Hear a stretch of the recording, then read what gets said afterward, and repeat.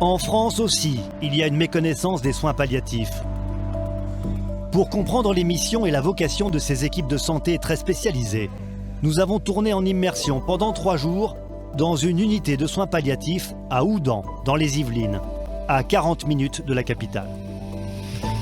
Ok, bon, on va demander à l'infirmière de venir vous faire le morphinique. Comme ça, je peux peut-être dormir, me reposer. Alors, ça va pas forcément vous faire dormir, la morphine.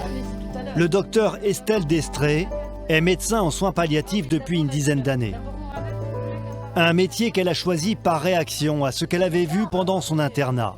Des fins de vie insupportables, des personnes en souffrance, traitées de manière expéditive.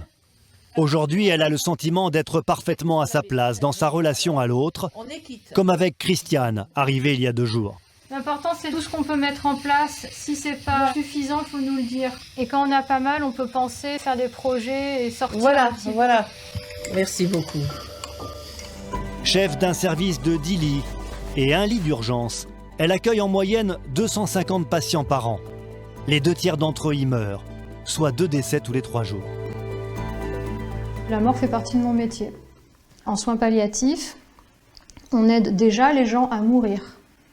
Donc on ne fait pas du tricot, on ne passe pas notre temps à tenir la main, on les aide à mourir en fonction des symptômes, du contexte. Aider à mourir, c'est les accompagner pour que leur mort se passe paisiblement, avec le moins d'agitation, le moins d'angoisse, pour éviter une asphyxie.